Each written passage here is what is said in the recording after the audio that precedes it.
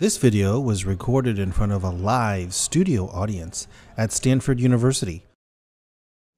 So we're going to talk now about memory and cognition in medical decision making.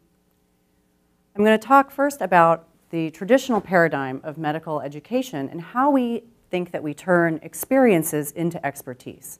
Let's take a little look at my funnel. You can see that we expect in medical training to take personal experience, such as patients that we take care of on the wards, or possibly simulated patients or standardized patients.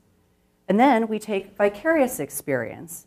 Vicarious experience includes patients that we hear about in case-based learning or problem-based learning conference. It might include patients we hear about in morbidity and mortality conference.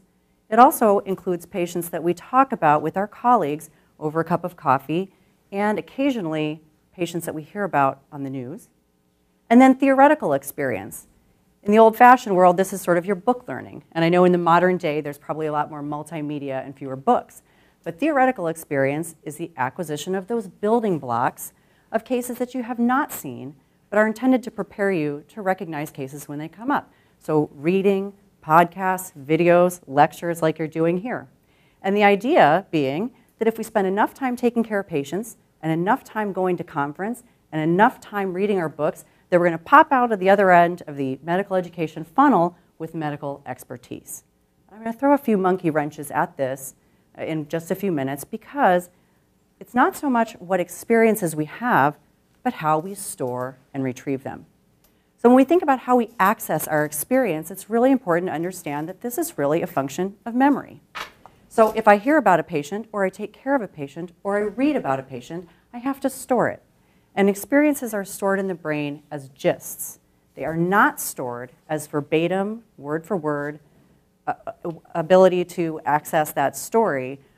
It's a gist. And the brain really likes to have something that's simple and coherent. So remember, simple, short, coherent, that's what the brain likes. If you don't have the details in your brain, well, we're going to speak about this a little more later, if you don't have the details, your brain is likely to make them up for you because it likes a complete picture. As we get experience, we make gist collections. I've seen this just before, I've seen it again the next time, and eventually I have what's called a stereotyped illness script. And if you guys read the pre-reading on my blog, you'll have already read a little bit about what an illness script is. But it is essentially a pattern matching that an expert should be able to recognize immediately.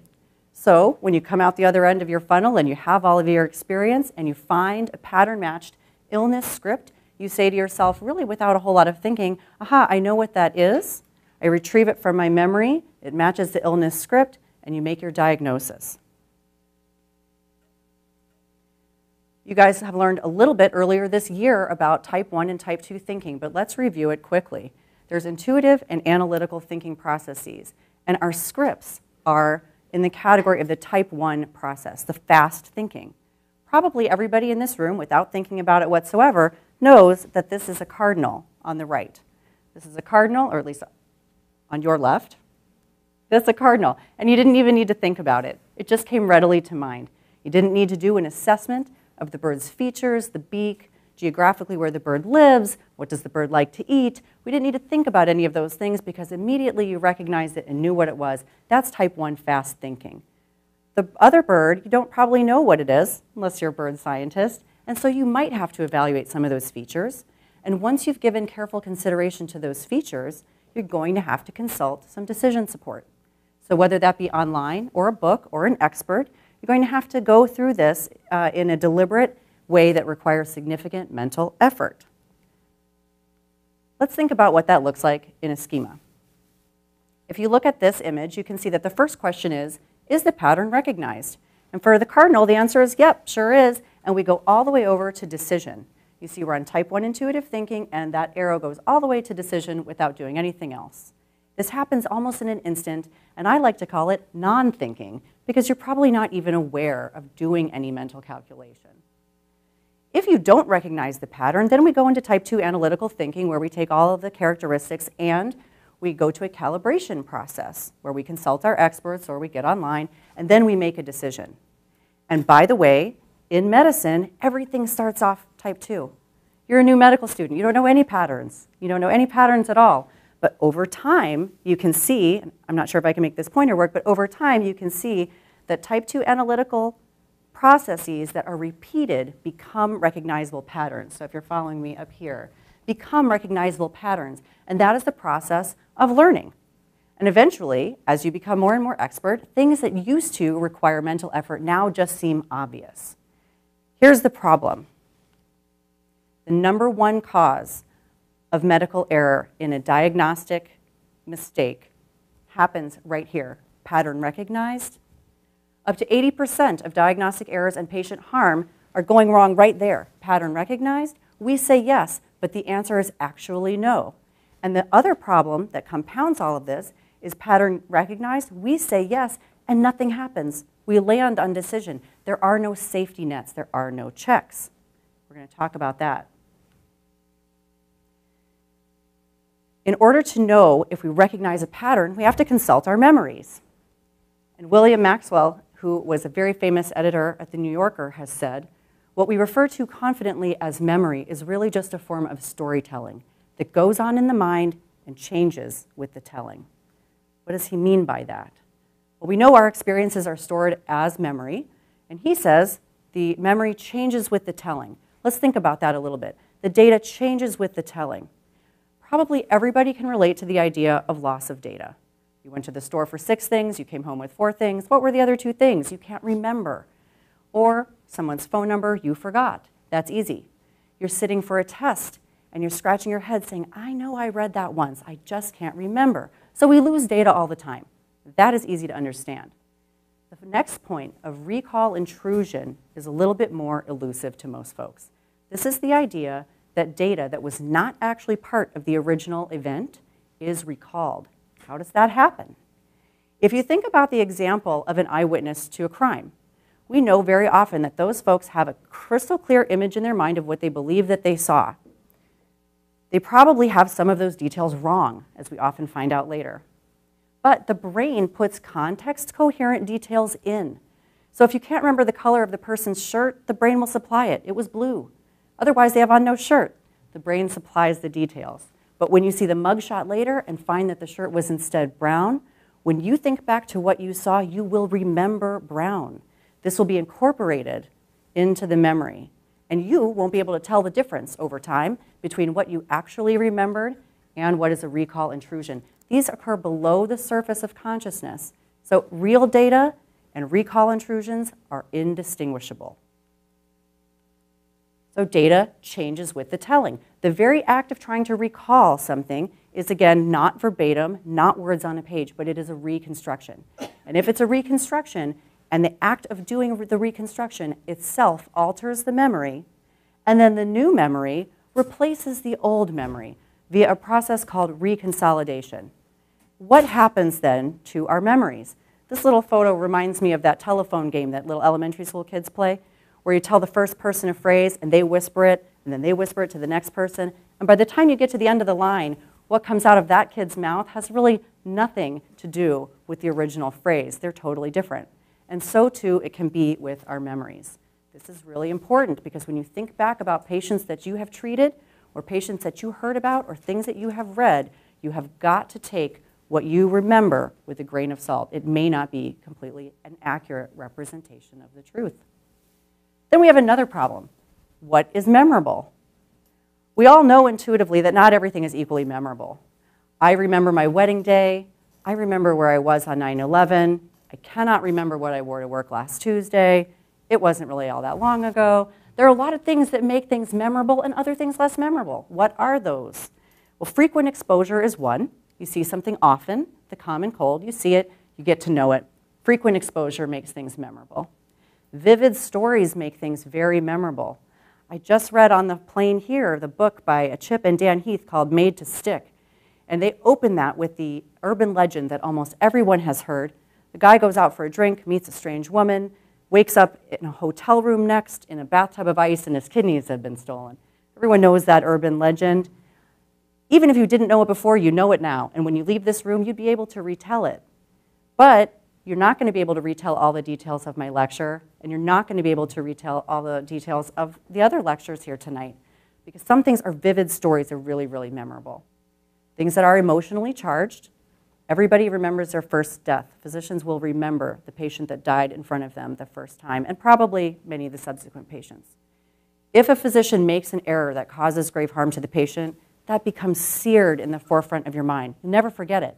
And it changes your practice in a way that may not really be evidence-based.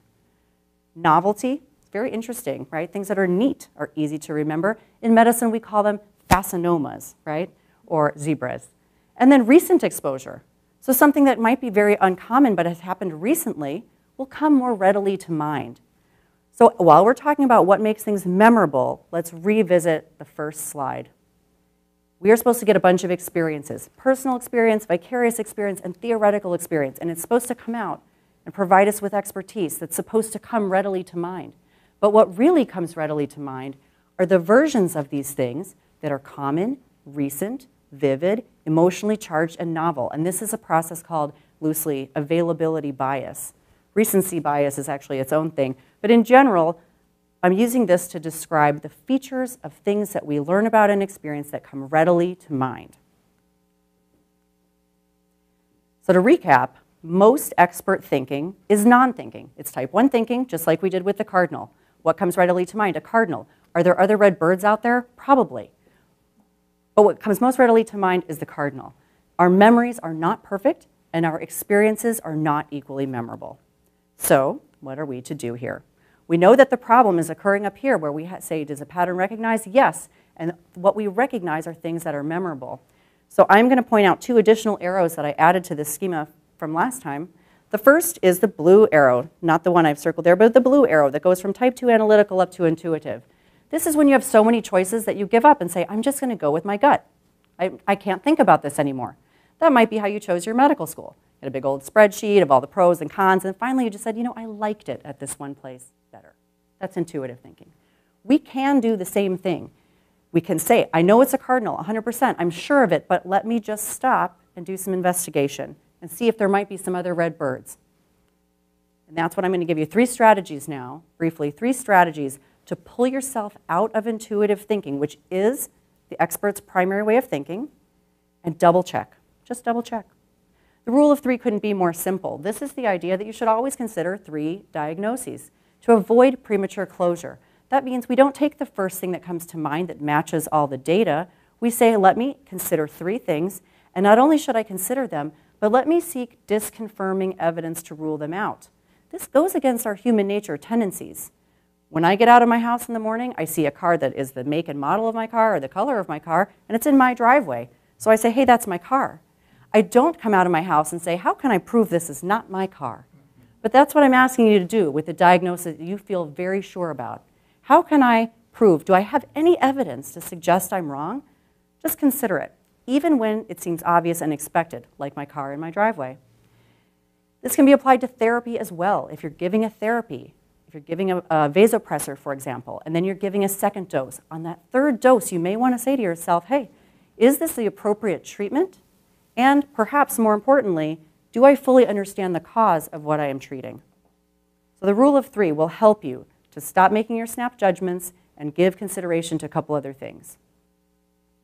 Prospective hindsight is a strategy adapted from the military. You know, after something's gone wrong, everyone sits around in the root cause analysis and things seem so obvious. You point to the red flags. How could you have missed that? This was so seemingly clear.